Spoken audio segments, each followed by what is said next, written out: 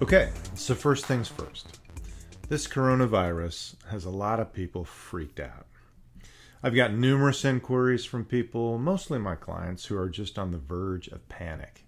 My main concern right now is to help people learn the most effective ways to calm down and reduce stress. I don't think anyone is really sure how this crisis is going to unfold in the US, but one thing is for sure: lives will be lost due to the coronavirus. And as we speak, the big push is to enforce social distancing, getting folks to stay at home, period. Unfortunately, many people aren't listening, and they won't listen until there's enough fear introduced into the mix. I totally get that, but there's an ominous side to instilling fear to get people to listen, and that is stress and panic. Now, I'm going to predict right here and right now that the number of lives lost in this pandemic due to stress will be greater than the number of lives lost to the virus itself. There is so much talk right now about the at-risk population, the elderly, those already compromised with something in their systems. And I take nothing away from that whatsoever. Trust me, that's not what I'm saying. I want to save as many of those lives as humanly possible too. But what about those lives that are going to be lost due to stress? I'm talking heart attacks, strokes, suicides, drug overdoses, and the like. Folks who are compromised from transplants, cancer treatments, immunodeficiency disorders, and the like. Those sorts of things do not do well under stress. And it almost goes without saying that those who are depressed or have anxiety disorders and phobias, they're easily sent into a tailspin by hearing the alarming news and the graphic depictions of almost warlike scenes and all of the ominous predictions. Empty store shelves tell a big part of the story. Panic has definitely set in. And I've been actively watching the news. Like I said before, I don't normally watch the news, but I have been watching for news clips that contain some positive information, ways to keep the stress in check. Now, they have not been absent from news channels, but the ratio of positive to negative is very, very low. And I've been recording some of these suggestions as I've heard them in the past couple days. Things like try to focus on the things you can control. Good advice. Try to limit your media exposure. That's good too. Talk about fears to those around you, family members. Try to do fun activities. Distract yourself. Try to stick to your normal routines. Take time to meditate. Go for a walk. Spend time with friends and family, pets, and just keep laughing. Try to keep things light.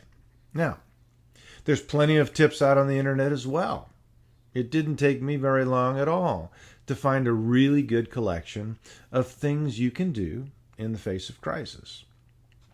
Now, ordinarily, I would advise folks to do their own internet searches, and I still advise you to do that. And I would say to you this: you certainly don't need me to do that. You can do those yourself. It would be a complete waste of my time to pass along any information that you can easily find in an internet search. But in this case, I'm going to violate that a little bit because I think there are enough people that are just so freaked out right now that they can't even really complete an internet search effectively. So I will have some general information that I will have posted in the margins, links to where you can get information.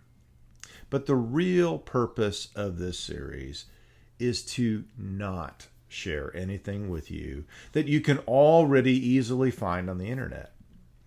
What I want to share with you are powerful psychological strategies that I use in my practice, and strategies that will really drop worry and fear dead in its tracks if done properly. Now here's the big problem. The tips and suggestions that most people are offering are just that: good tips and suggestions. They might work well if someone is a little bit worried about normal day-to-day things, but they won't even begin to touch the kind of freaked out that I'm seeing right now. For the kind of stress and panic that I'm seeing people experience, we really need to pull out the big guns. And I'm talking about cognitive behavioral techniques, CBT, strategies that have been around for 60 years and have been scientifically proven to work. I'm talking about strategies that are used by the military, Navy SEALs, professional athletes, and really any discipline that requires maximum control of anxiety. So basically, what I'm laying out here is a crash course in CBT, designed to help people really make a huge reduction in anxiety forcefully and quickly. Now, just like we're taking drastic measures to try and drop the coronavirus dead in its tracks, we have to take some pretty drastic measures to drop our anxiety quickly. So each of the following videos will introduce you to an aspect of the process, a proprietary process, which I have called or named CAVP, Cognitive Audiovisual Programming.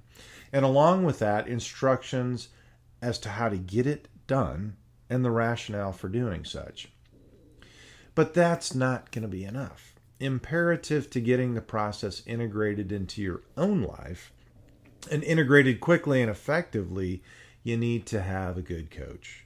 Someone who can help you personally operationalize these concepts and use these strategies right in your own life. And as you'll learn in the following videos, that's not a one-size-fits-all set of instructions. Anxiety is a personal thing, and it requires a personalized approach, and it requires a good coach, which is what I will then do. Now, the process itself is not particularly complex. As I say, it's not rocket science, but it's not that simple either. It takes knowing a thing or two and how to implement those things or twos. So simply put, it's great advice to try and focus on things you can control or to not worry about those things you can't, but to actually do that, that's a whole different story. That takes some strategic and specific strategies applied in a precise and a systematic way that has to be practiced over and over to get it right. Now, fortunately, I spent the past 2 decades perfecting just such a process that accomplishes this in the quickest way humanly possible. So strap in and hold on tight, because the ride can get a bit bumpy. But I'll be with you every step of the way to make sure you learn how to do it and do it correctly. Now, one more final note before we dive in. Due to the expedient nature of putting this product together in just a few days, I anticipate that there will be additional tapes created that I'll likely use to patch into the lineup, so to speak, as we go. So ordinarily, I would take the time to organize everything up front, but I don't want to take that time. We don't have time for that. So please check back frequently for new tapes that might get added into the mix. For example, this tape right now is tape 2, and the next one is slated to be tape 3. But as I think of things that I might want to add, I may go back and sandwich a new tape in, labeled maybe 2A or 2B, and so on. This project will evolve as I go, so please check back. But that's how it has to go. Just like catching up with Corona, we have no time for perfection. So, are you ready? Here we go.